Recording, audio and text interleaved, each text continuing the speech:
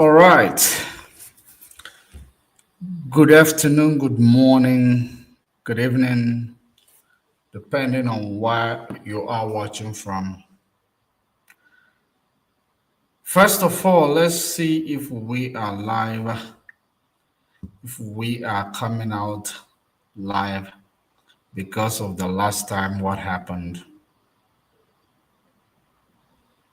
So, what you are all this live is like, share, subscribe on YouTube, follow the Facebook page, and then do the sharing. Let us do it one more time.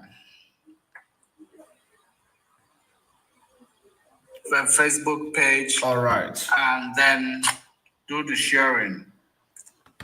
Okay, we are coming out live. Let us do what we need to do because it is that time that we need to basically do the needful. Now, continue to like the video, continue to share the video. If you're watching on YouTube, wherever you are watching from, Facebook, let's do the sharing. Let's continue to like the video for the algorithm to share the video, because when you like the video, the algorithm do the sharing more, and then we are going to have better audience and we are going to have more to say. So, of course, you can see the topic that we have for the day. The topic says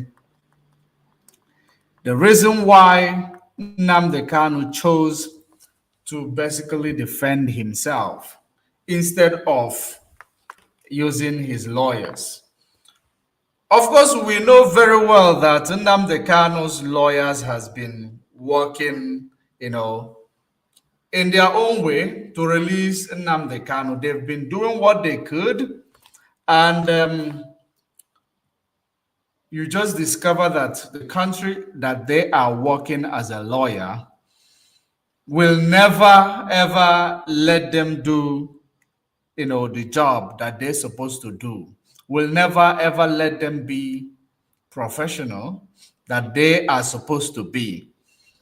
Therefore, in a situation where you've been using different types of lawyers in pursuant of one type of case, and this case has been ongoing, prior to the time of Nnamdi Kanu's arrest in 2015 to 2020, when Nnamdi Kanu was kidnapped in Kenya, an extraordinary rendition to Nigeria, we all actually saw and we know exactly what happened in Kenya. When Nnamdi Kanu traveled from London to African soil, of course, what happened is that he came to Africa in Kenya, and the Nigeria sent their, corrupt officials to go to Kenya, and they apprehended him because he was a tourist in Kenya. They apprehended him, tortured him, an extraordinary rendition him, which we've asked, so many questions about how security works or operates in Kenya. And then finally, a few months ago, we received a response from Kenyan authority, from Kenyan court, stating that Nnamdi Kanu rendition was unlawful, which actually, confirmed that claim that we were making, that Nnamdi Kanu was not rendition to Nigeria. Instead, Nnamdi Kanu was extraordinarily rendition to Nigeria against the local laws in Kenya and against the international laws that governs extradition treaty and against Nigeria constitution that talks about fair trial, to get a fair trial or fair hearing. So in this regard, that act alone violates many laws. And the court itself is not supposed to condone the violation of laws in order to uphold a law, because the law says before you try an individual, there must be no bias amongst the judge, and they must be given opportunity to a fair hearing. Nigeria Constitution also identified that, but Nnamdi Kanu was not given opportunity for a fair hearing, because a fair hearing will always start from the host nation where Nnamdi Kanu was apprehended. Because Nnamdi Kanu was not seen as a fugitive, or was not a fugitive, that is the reason why they went to do everything off the book in order to bring him back to Nigeria. And when they brought him back to Nigeria, what happened? They now take him from pillar to post. They detain him without giving him access to his lawyers. These are the stories that we need to also think about and consider before we now judge the reason why Nnamdi Kanu decided that he will represent himself before the judge. Now, why would he make such decisions? Because those decisions cannot come overnight. That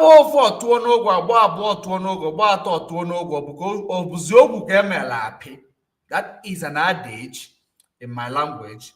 When you do the first thing in a particular way, it fails. You do it again, it fails. You do it again, it fails. That means it is time to change strategy, so that you will know exactly where your problem is coming from. Because this is now a situation where Nnamdi Kanu can no longer understand what exactly is going on. He has to now, take it upon himself that he will defend himself, because of course he trusts himself. He trusts himself, and he trusts that the Nigeria court that has been actually, handling this case, how they have conducted themselves over the years, is a pure indication that Nigeria court actually does not need a lawyer. They don't need a middleman for you to defend yourself in this regard.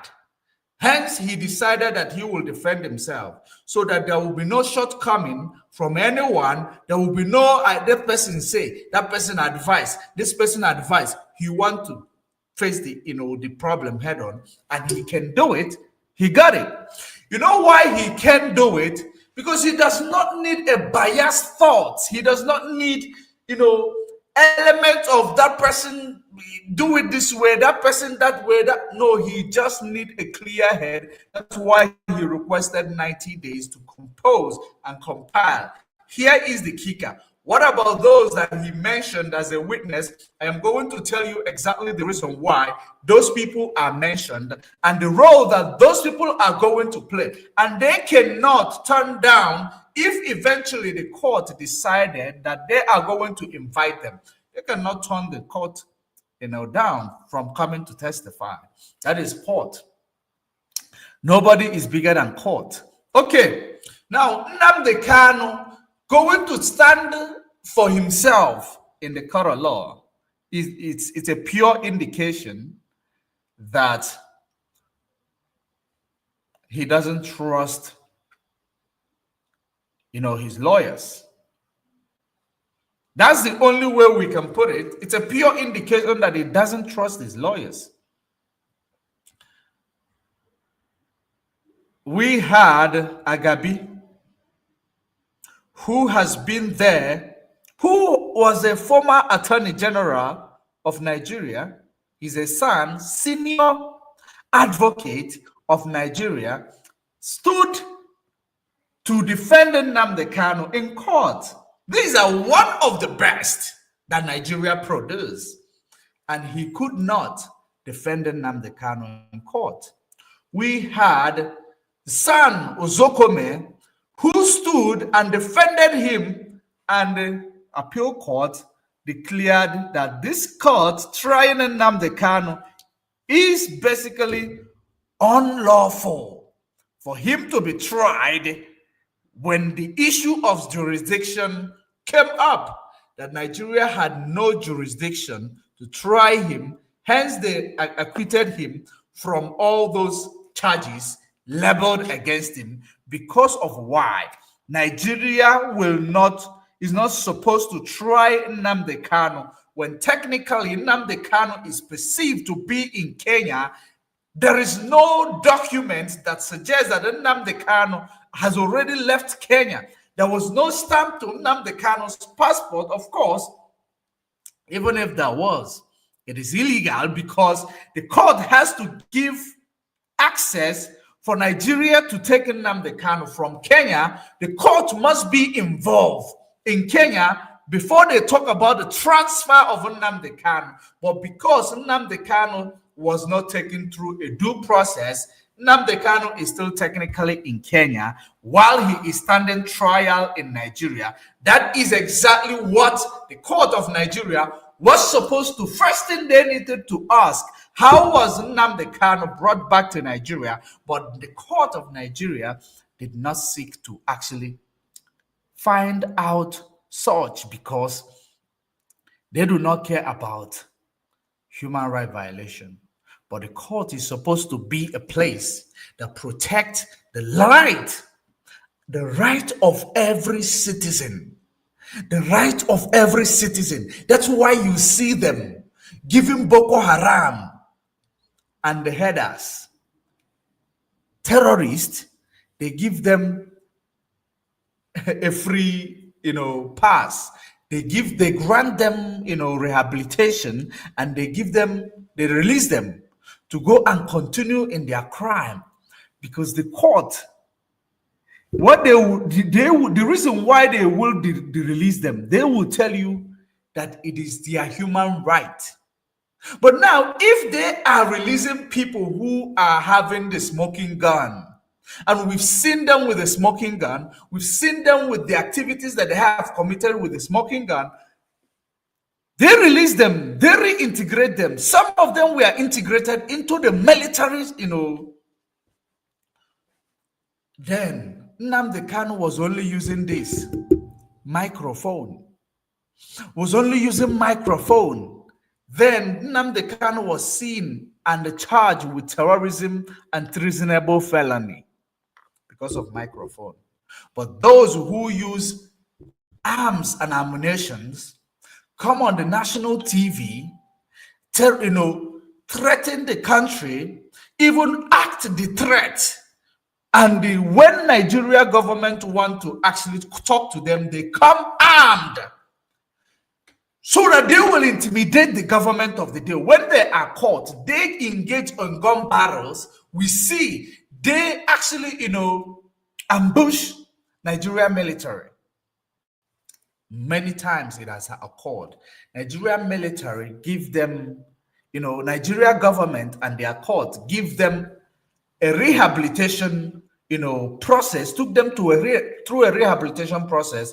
At the end of the day, they reintegrate them, give them job, give them opportunities. Some of them will now be an ear to their brothers in the bush.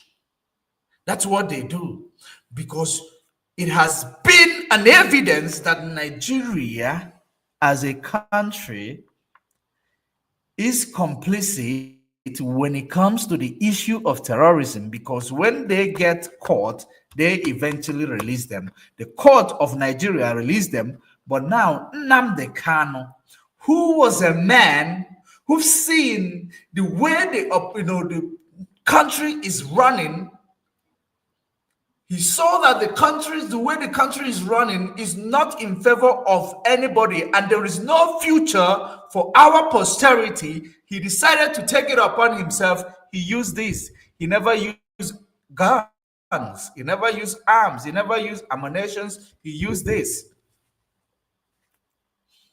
He used this. Nigeria government got threatened by, because he used this. And everything that let's say that everything Nnamdi Kanu was doing using microphone, the claims that he made, Nigeria government never charged him about the claims, because he claimed Buhari died. He claimed that the man was in Aso Rock who facilitated his extraordinary rendition was an imposter. Nigeria court did not, the government did not charge him for that. The only place where government charged him is that he said that let Biafra go. They call it a treasonable felony because I have seen that my people are not going to get opportunity or a better deal because all animals are animals, but all animals are not equal. So in a situation where I am not equal with the rest, why can't you allow me to go and now, take care of myself in my own way so that I will see myself as equal? This is the same attitude that was given to the Biafrans or Igbo extractions that led to Ojukwu saying in 1966 that he who is rejected cannot reject themselves. You just need to embrace yourself. So we saw the same pattern replicating itself in the 21st century, and we are actually living that reality. We are not given opportunity to govern. We are not given right to vote or be voted for. We are not treated like a normal other citizens in Nigeria. Hence, you see the evidence: Boko Haram, which are Fulanis, and all the terrorists, which are Fulanis, they are given a leeway when they are caught, even though they actually kidnap, racketeer the nation. They rape women. They did a lot of hideous crime they have committed, children, molestation, all that. Yet they are given access to be reintegrated into the system. But a man who saw that the system is not going to be conducive, is not going to build a conducive country for the people of the eastern Nigeria. He called for a better deal. He sought for a political solution. They undermined it. They neglected him. They called him a barking dog. They thought he was, they said he was nothing. They called him a miscreant. When the voice started to gain traction, they now picked him up and they now dealt with him, torture him. They went above. They literally broke every odds in order to get to this man. But terrorist is in Zamfara bush. Terrorist is in Kaduna bush. Terrorist is in Benue state bush. All of them are there.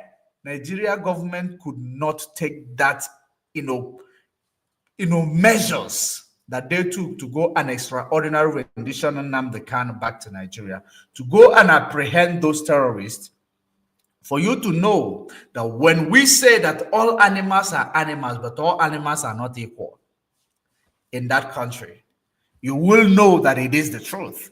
Now, Nnamdi Kanu saw that Nigeria could lose a president and they will hide that they've lost a president, and they will install an imposter in order to govern for years.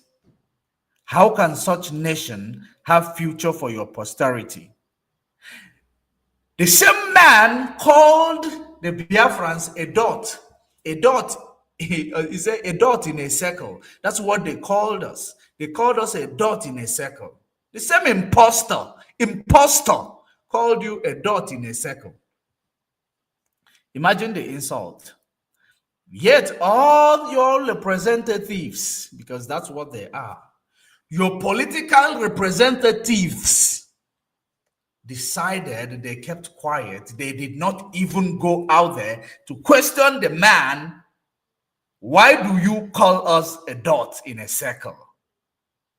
A dot in a circle simply means that we are surrounded, that one, command will just take us off from the existence. That's why he called us a dot in a circle. We are that hated individual sitting amongst our enemy, in the midst of our enemies, surrounded by our enemies. The one command that we are going to be, take out of existence. That's what the imposter in Asorok labeled us.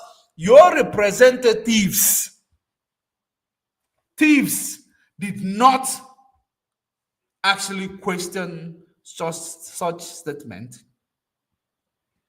because they are not representing you. They are representing their stomach. It's all about godfatherism. Now look at it. Nnamdi Kanu, who stood now to say, let there be equity. Let there be equity. If he suggested that Nigeria should be restructured and we go back to regionalism, where everybody govern their area and pay tax to the central government, a true federalism, it was so difficult for Nigeria because they do not like anything revolutionization. They don't like anything change. The system does not like change because change will bring the people to be free. And once the people are free, there will no longer be manipulation coming from external, body. Because the drivers the drivers of the vehicle that is carrying all of us are one way or the other committed to the external body that oppress and exploit the system. So the only way is to the solution. The only way was to have dissolution or if you have devolution, that means everybody will manage their mineral resources and now pay tax to the central government, which will bring about competition, which will bring about, competition, which is healthy competition. People of the Eastern region will say, we are going to make our place be better than Dubai. And our people we have entrepreneurs, we have manufacturers, we have inventors. Meanwhile, during the war, we were able to manufacture all the bombs that we used in fighting British, artilleries. That we have all that. Let's find a way to develop them. But because they know that development will come in sub-Saharan, they decided that they will never allow devolution to happen. They will never allow regionalism to actually occur again.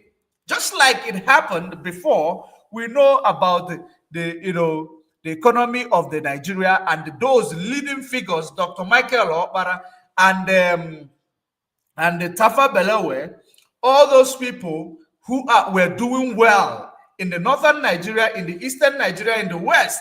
We know that there are people who are doing well. All those people were doing well under a regional government. They decided that they cannot allow that to exist again. Because let's force this amalgamation, because it was not part of the amalgamation. Once you employ this regionalism, that means it nullifies and undermines that amalgamations that forcefully brought everyone together, and now tribalism becomes the order of the day. Now, if we go back to regionalism, there will be no more tribalism, because anything we are holding ourselves account. We're not holding Yoruba people account. We're not holding Fulani people account. We're not holding Hausa people account. Yorubas will hold their Yoruba account. That's what the system does not want. And the system decided to shut down that initiative by making sure that if they shut it down, no one will summon courage there will be no other person that will have that courage to establish such topic again. That's why they are basically violating every right of Nnamdi Kanu to make sure that there will be no more a man of honor rising to demand what is going to help the whole nation to thrive, because this is exactly what they do. Any person that speaks the language that will liberate the oppressed, those people will be silenced one way or the other. They're supposed to have silenced Nnamdi Kanu a long time ago, but they know we are watching. They know that it will give us access to what we are looking for.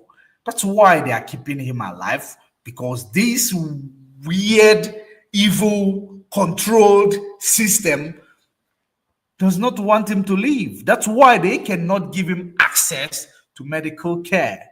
They handed him over to NMA, Nigeria Medical Association, which cannot cater for any political figure in Nigeria. And they concocted their report and presented to Nigerians. Now, Nnamdi Kanu decided that he is not going to go through these rules. Let me go with the lawyers, because I don't know what to believe. I don't know what to hear. I don't know what's going on. Let me do it myself, because the system cannot actually how do I put it? The system does not entertain legality. The system does not entertain legality, and the system does not entertain, objectivity. The system does not entertain objectivity. The only language that the system understands is speak it the way it is. It pains the media, like the medias we are using to do this presentation. They don't want to hear it. They don't want to hear it raw, like Facebook. Don't want to hear it raw. YouTube don't want to hear it raw, because we are talking about Black lives that matters. They don't want to hear it. Now, the most important thing is that when I engage in this topic of politics, I don't want to be sounding objective. I want to sound raw. I want to tell you how I feel. I want to actually relate it to you the way it is. One thing I cannot give you is inaccurate information. That's one thing I cannot give you. I cannot give you inaccurate information. So in this regard, when Nnamdi Kanu assumed his trial, his defense, he is going to now question the court by himself, not in the standard of a lawyer said. Lawyers have their standard procedures that they have to follow. Oh, he doesn't need to follow standard procedures. He needs to defend himself however way he can, because the lawyer could not defend him. Or the system did not enable the lawyers to defend him, whichever one. Because the lawyer, once you are a lawyer, you want to now play by your professionalism, not by the rules or by the games of the system. You are going to be prejudiced against. You see, Ejimako is in prison, in jail today. Ejimako and Nnamdi Kanu's brother. Why are they in jail? Because they protested. Even the lawyers saw that they are not being taken seriously. The lawyers went out there to protest. It is not because they didn't go to protest because Nnamdi Kanu asked them to protest. No. They protested because they know that they are not taken seriously. They are just wasting their time. So they have to now use extraordinary means in order to solve extraordinary problem. Eventually, now they are captured, placed in probably in a solitary confinement among other people who joined the protest. They are captured. Now we saw that those lawyers are captured, and the Nnamdi Kanu sibling is also captured. It can mean two things. It can be a decoy. It can be real. Capturing the lead counsel, capturing the Nnamdi Kanu's brother. What type of a decoy could that be? Could it be to make us trust them more? Could it be to make Nnamdi Kanu lose access to certain information? Whatever it is, two things involved. It can be a decoy. They took the lead counsel of an individual who is standing, who is now being forced to go into the fence. They took away his lead counsel. Do you see what is called violation, gross violation of human right going on in Nigeria? That is it. Nnamdi Kanu's right has been violated left, right, and center. We are seeing that unfolding. We are not doing anything about it because we are from where? A docile nation. The country has made everyone docile. That's why we look at them. The politician will come out and tell you that Nigeria is a docile nation. Chibika Amechi said it, that he said that they are not up to 100,000. Those who are placing you in this problem you are into, those who are embezzling your money, those who are stealing from you, they are not up to 100,000, but you are more than 200 million. They make a mockery of you. A politician. He said that him himself is also a thief. That the amongst them who is thieves, they are not up to 20,000. But because you are docile, that's why you are not after them. Because they know that they are scared of you. He did not exclude himself. That's making a mockery of your of our the behavior of Nigerians. That's why the law cannot defend you. If you stand to exercise your right, because what Ejima Ko did, what Nnamdi Kanu's brother did, what Omoyele Sowore led, what all these people who were apprehended on the 20th of October did, they exercised their right, freedom of speech, freedom of expression, freedom of movement, freedom of peaceful gathering, enshrined in Section 40 and Section 41 of 1999 Constitution as amended. So, if they are exercising their rights that is within the Constitution, and they are apprehended in violation of that Constitution, that will show you that law does not work in Nigeria. Law does not work in Nigeria.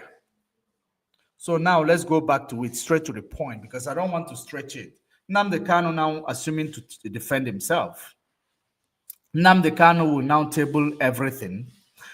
Number one thing you need to understand is that Nnamdi Kanu need to question the court about its jurisdiction over this matter, and Omotoshe, as a leading judge, need to now explain to us exactly how is it possible that you do not have a jurisdiction over this trial, and the host nation where you captured Nnamdi Kanu and extraordinary rendition him has confirmed that Nnamdi Kanu was transfer was unlawful. So what are you, as the person who took an oath to make sure that the laws are protected and the right of every individual is protected? What are you going to do about it? Because we are going to revoke the Kenya ruling that Nnamdi Kanu's transfer was illegal. Now, who are those who are involved? Many of them are going to be called as a witness. because Nnamdi Kanu made mention that he is going to call witness. That is the kicker. Now let's go to the news on what Nnamdi Kanu said. Let's go to that news.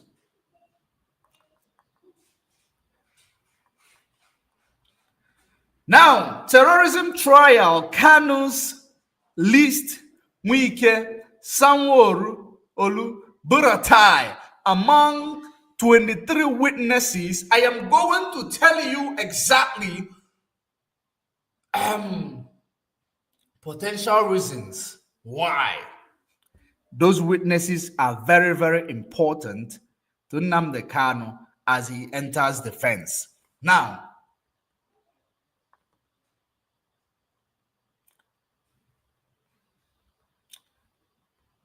we continue to read.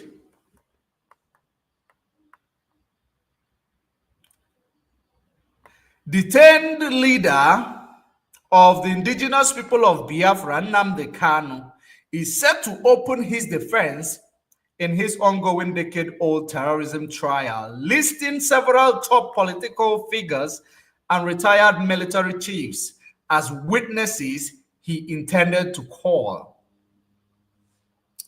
In a fresh motion marked FHC ABJ /CR/383/2015, that is the case number, dated October 20, the IPOB leader listed the Minister of the Federal Capital Territory, Nyesom Wike, Lagos State Government, Babajide Sanwo-Olu, and former Chief of Army Staff, Lieutenant General Takur Buratai.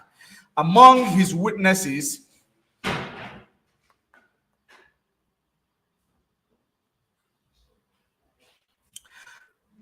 among the vital and compelled witnesses are Wike Sanwo-Olu Buratai, alongside former Minister of Defense, General Theophilus Danjuma. That is very, very interesting. Theophilus Danjuma. The governors of Lagos State and Imo State, Babajide Sanwo-Olu and Hope Uzodinma, respectively. You will be wondering, why all these people? Why all these people? Because these people you see, you perceive them as all of these people mentioned are one of the worst enemies of Nnamdi Kanu. Ask yourself, why are they going? Was it necessary for him to mention them to be his material witness? Not just a material witness, material witness. Now look at it. He also asked the court to grant a 90-day window to enable him to conclude his defense, pledging to testify personally and provide sworn statement from voluntary witness to support his case. I will testify on my own behalf, providing a sworn account of the facts, denying the allegation and explaining the political context of my statements and actions. Kanu told the court, it will interest the honorable court and the general public that justice is not only done, but it is manifestly seen to have been done. The first filing came a day after activist Omoyele Sowore led a Free Nnamdi Kanu protest in Abuja, which resulted in the arrest and arraignment of Kanu's lawyer, Aloy Ejimako, his brother, Prince Emmanuel Kanu, and 10 others. The 12 protesters were charged before a magistrate court with offenses bordering on criminal conspiracy, disobedience of lawful order, inciting disturbance, and public peace. Public peace disturbance, contrary to section 152, 114, and 113 of the Penal Code. They were subsequently remanded pending arraignment on October 24. Damn.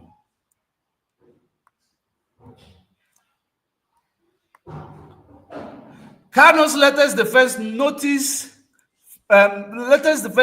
followed Justice James Omotoshe's ruling that a prima facie case had been established against him. After the defense earlier, no case submission was dismissed. All right, we need to know what is that prima facie that is established under violation of international laws. But let's continue to read. Meanwhile, a request by Kanu's legal team to have him transferred to the National Hospital for medical treatment was opposed by prosecution, which maintained that the DSS medical facility was sufficient. Okay, that was the ruling. After hearing both sides, the judge, damn, why is this running so fast?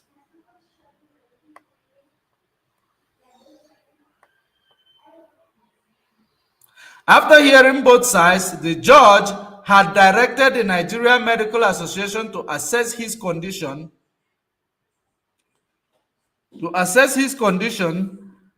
And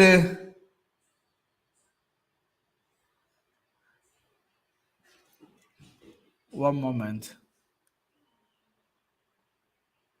To assess his condition, the NMA later reported that Kanu was fit to stand trial and his health could be managed within the DSS facility. That's another crazy stuff, because we know very well that the government does not use this Nigeria hospital, talk more of using the prison hospital because they don't trust it. Justice Omotoshe has fixed October 23 for Kanu to formally open his defense. Meanwhile, Kanu's family in Abia State on Wednesday dismissed the NMA's medical report, declaring him medically fit to stand trial. Declaring him medically fit to stand trial. The family described the alleged NMA report. Damn, why is this?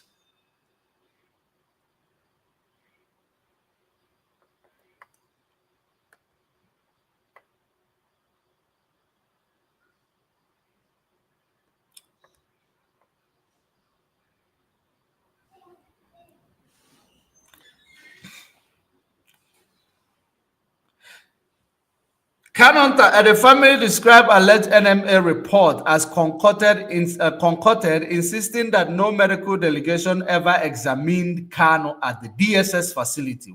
Wow. So the Nigerian Medical Association did not, conduct any assessment on Nnamdi Kanu, but they now decided that Nnamdi Kanu is free to stand trial. Okay. This is it.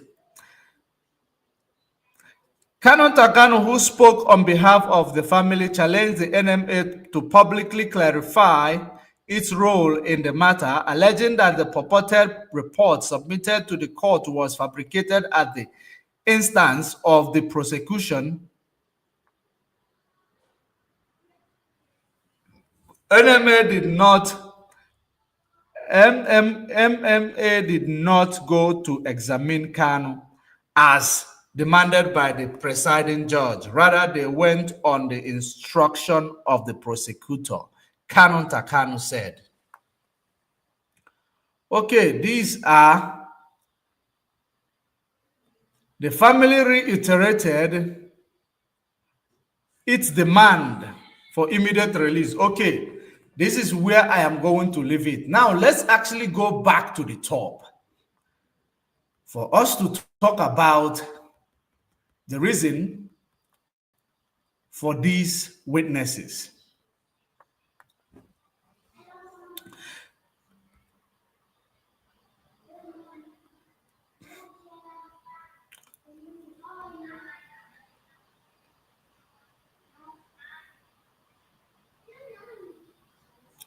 Okay, Nnamdi Kanu informed the court that he will call Wike as the witness when Wike, we know, has a very big confrontation with Nnamdi Kanu.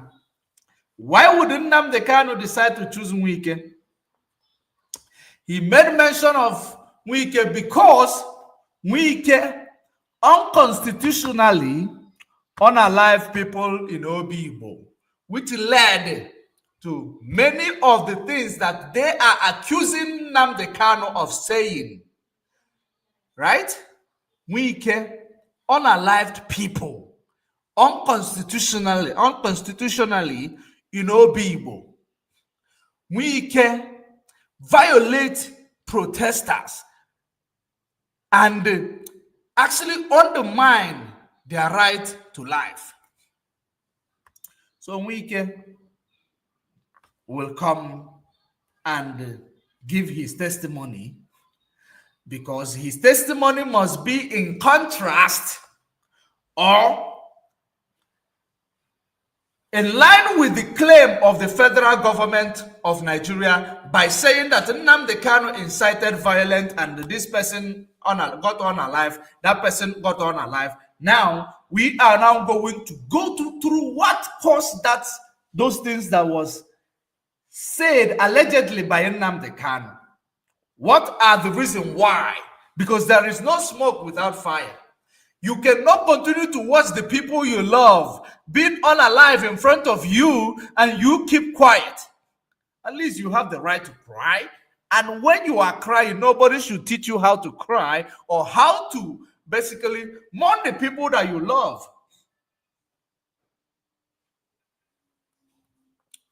Now, if he called Wike, Wike need to now tell the court how he unalived all the people that was unalived in Obibo. Among others, if Wike want to stand in line with the claim of the federal government, but if Wike will not stand in the line with the claim of the federal government and do the right thing and say, this man has not committed any crime, I have nothing against him, I am just going to tell you that it is within his mandate, constitutional mandate, for him to agitate. Then all the claim made surrounding Wike's area will be thrown to the dustbin. Now, Sanwo-Olu will claim, because of the report that come from all these people, because he cannot call all these people to come out without them being involved in all the charges leveled against him, because all these people that is mentioned here are part and parcels of the charges leveled against Nnamdi Kanu, because they are, one way or the other, they gave a testimony. So if we want to materialize the witness, we have to now call these people to defend their testimony written to court. If they are unable to defend their testimony written to court, that means, you know what that means? That means all the cases that was established that involve all these people will now be quashed. Now, Sanwo-Olu, NSAS 2020, was it 2020 NSAS, right? That led to sporadically military, that was led by, was it Buratai? I believe the military was led by Buratai, because all these things are connected to each other. Now, those military have to now, Sanwo-Olu need to give an account of what happened in Lekki Tollgate. Because part of them are the charges that they claim is prima facie, because they will now invoke that Nnamdi Kanu said this, Nnamdi Kanu said that. Now they will now invoke it where it concerns the Lagos State and the Lagos State government. Now, it is the duty of the Lagos State government to come out and say, I have nothing against this man. He is within his constitutional mandate.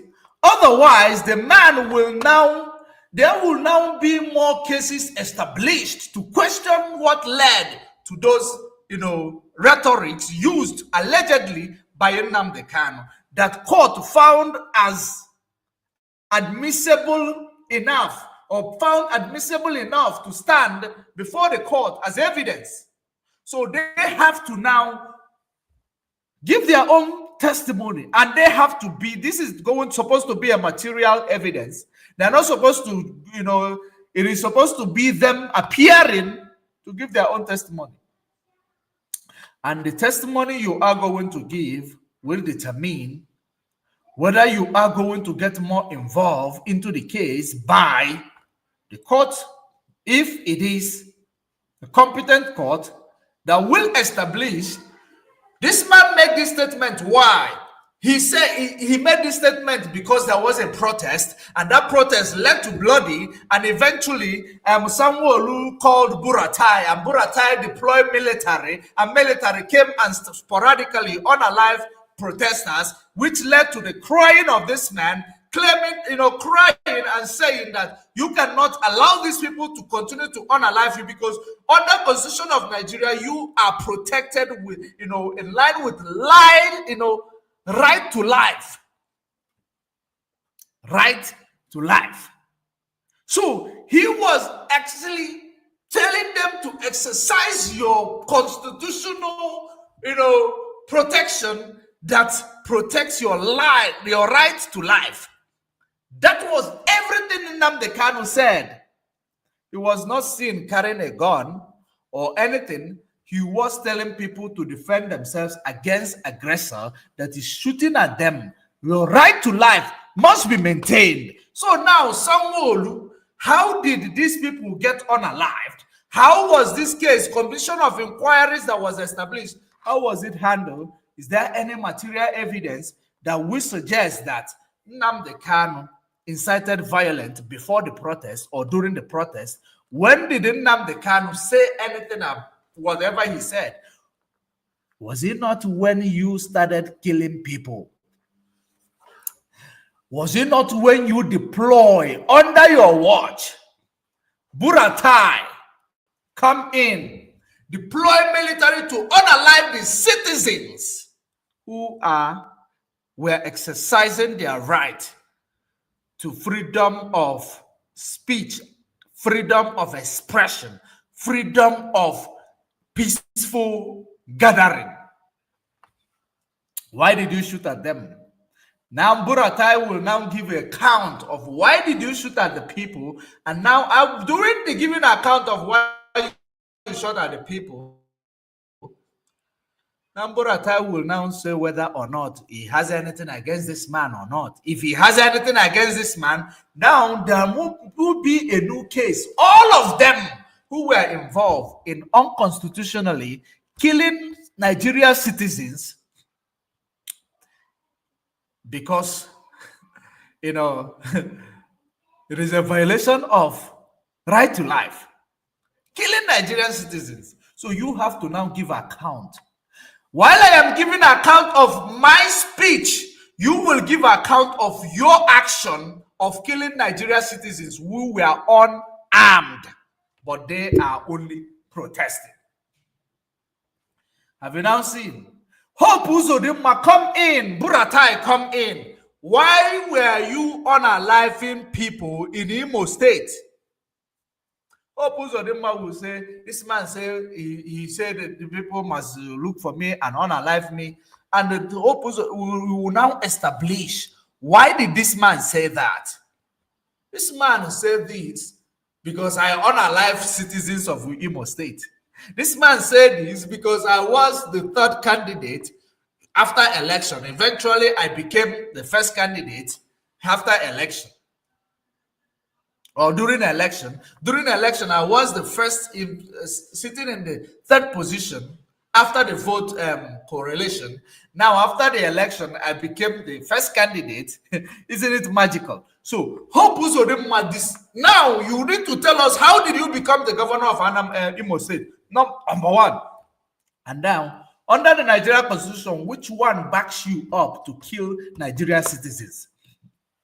Hope Uzodinma is a case will be established. That is where it gets more interesting. This case will go further. Now, all of them that was mentioned here, Umahi created a bubago The creation of a bubagu is unconstitutional. That's why the court ruled that it was unconstitutional. They created a bubagu, used them to unalive thousands of Nigeria youth. Unprovoked. Therefore, he give account of those people that the bubagu unalived, Nigerian citizen. And what part of the constitution actually protects your action.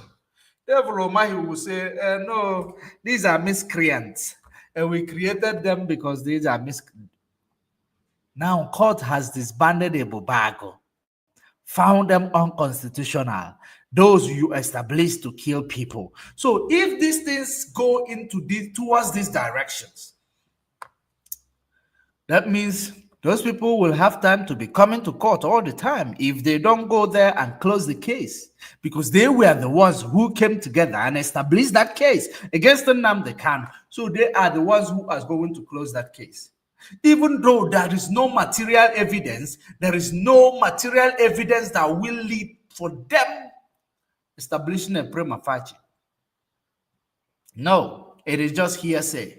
Now, Nnamdi Kanu, when it comes to Nnamdi Kanu said that, allegedly, where did he say it from? London, and maybe US, maybe Holland. Does Nigeria have jurisdiction to try what Nnamdi Kanu said in London? The answer is no. So what are they doing? So this is getting more interesting.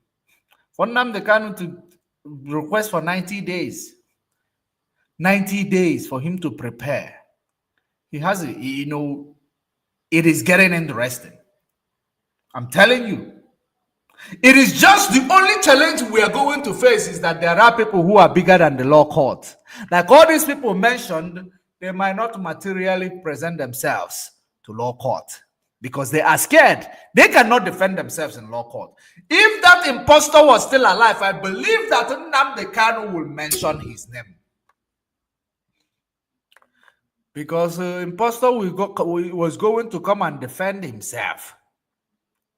Is he going to tell the court that Nnamdi Kanu said that I am impostor? Now, Nnamdi Kanu will say, yes, I said you are an impostor because you are an impostor. Can you speak Fufude, the language of Buhari? The answer is no, you can't.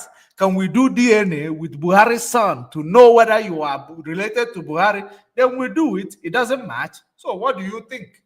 So these are the things. So he is playing his card. And the only challenges we have is that Nigeria does not follow the process of the laws.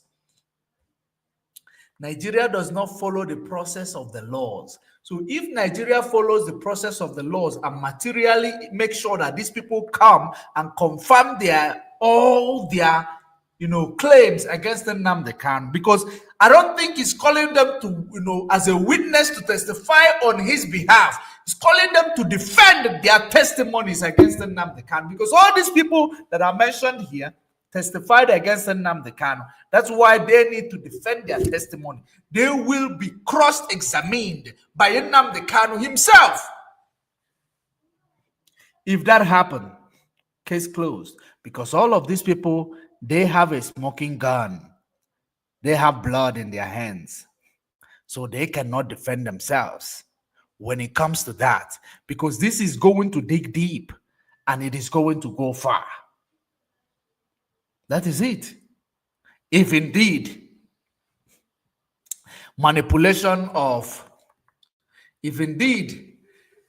the manipulation of the judicial system or judicial process is not going to occur, because whenever they want to defeat the judicial process, the executive will one way or the other sneak in.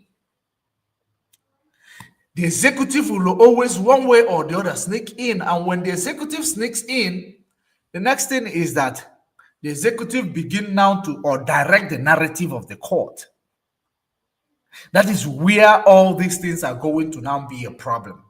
But if this works in accordance the way Nnamdi Kanu has actually requested, you will see a can of worms being opened in Nigeria. And I am going to now, because just like we always say, that case of Nnamdi Kanu is basically doing a competency test to the Nigeria judicial system. And the Nigeria judiciary will never pass a competency test because they are biased. They are actually, complicit. In a sensitive cases like this, they are very, very complicit. These are the problem that we are going to face. Otherwise, Nnamdi Kanu has a good strategy. They want him to go on a defense mode. They want him to go into defense. So for him to defend himself, he must cross-question all these chaps that has been mentioned. And those chaps are going to come defend themselves, one way or the other, materially. Then we will know who is correct and who is not. Again, issue of jurisdiction is still at play. Do you see that? So all these things you see are the things that a competent judge is supposed to consider before proceeding with the case. And why is there no case established to challenge the jurisdiction of Nnamdi Kanu's case? Why was it not established by these lawyers? Those are the questions. Since this case was returned, why did they not establish the issue of jurisdiction, extraordinary rendition? Maybe those are part of the reason why Nnamdi Kanu is getting frustrated. But that is by the way. This is the things I said I thought I might actually share with you. When he goes to this defense, it will be very interesting. If he will, as long as he's going to be in good health, just like we know that his health condition is deteriorating, and then the makers of all this NMA does not trust NMA. Why would Nnamdi Kanu trust NMA? Why should we trust NMA? If anything happened to Nnamdi Kanu, we know that Nigeria government is the one who did it because they refused him medical access. All right, that is the way it is. Nigeria is a lawless country. Judicial system is lawless. They undermine the written constitution because the constitution is clear in many of the things that the way the court has been conducting themselves. You will understand that it is against the Nigeria Constitution. Imagine Nigeria Constitution. Many of the activities of their court is against Nigeria Constitution. You cannot break the law to uphold the law. First of all, you need to tackle the breaking of the law by the previous administration in order to bring this man here. You tackle that issue and see if there is any leeway, then you will now make this one face trial. Then you didn't. Even though the country where this man was stolen from confirmed that this man was stolen, yet the court undermines it. Isn't this ironic? That's crazy.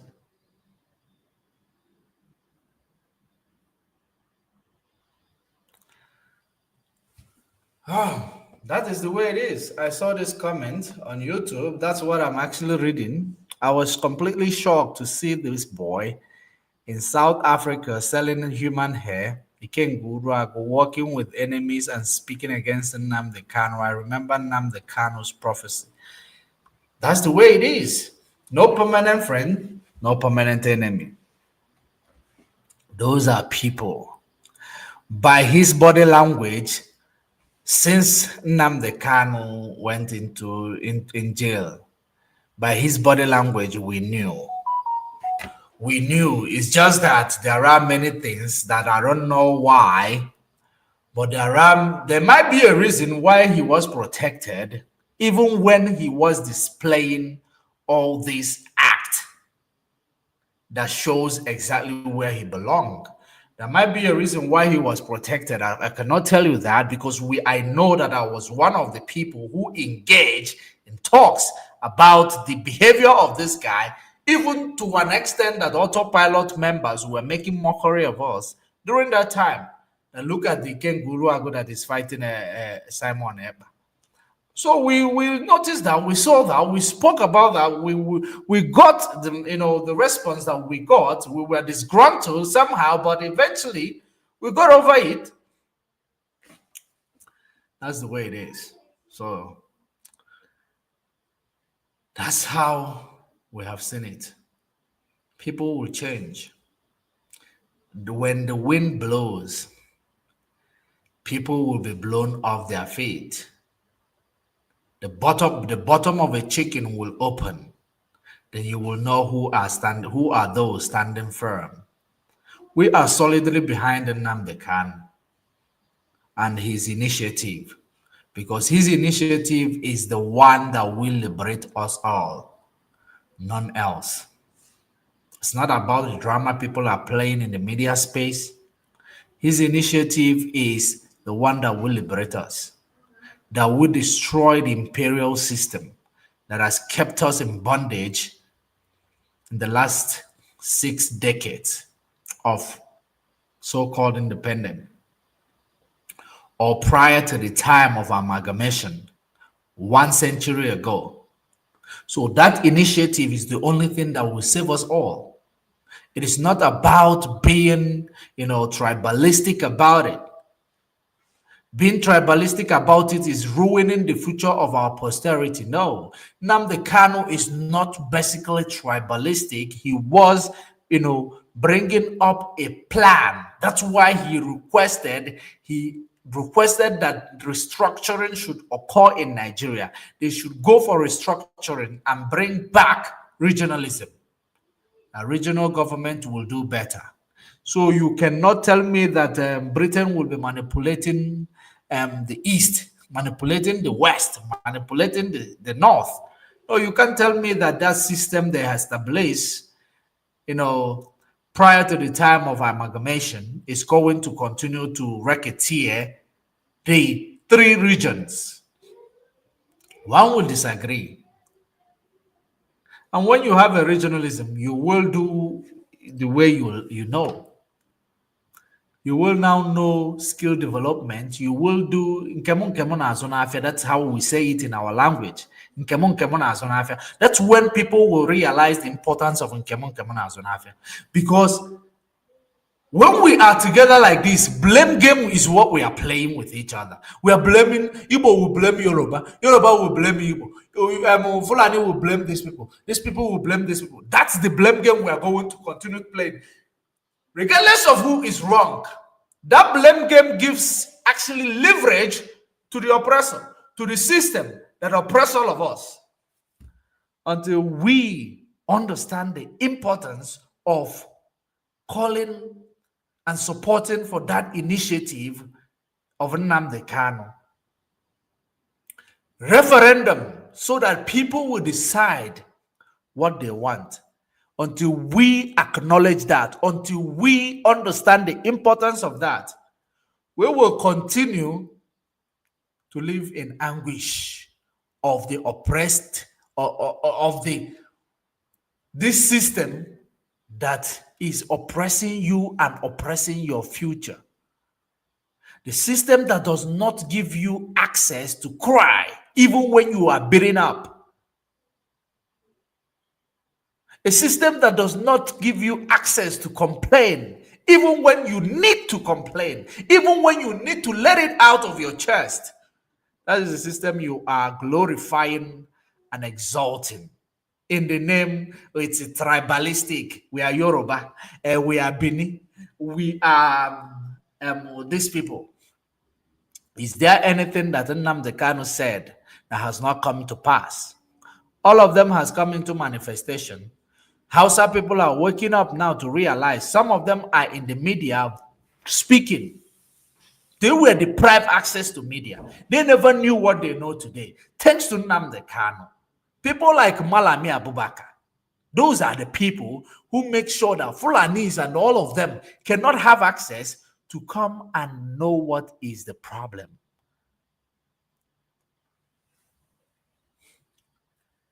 Until we meet again, this is where I am going to leave it. Bye for now.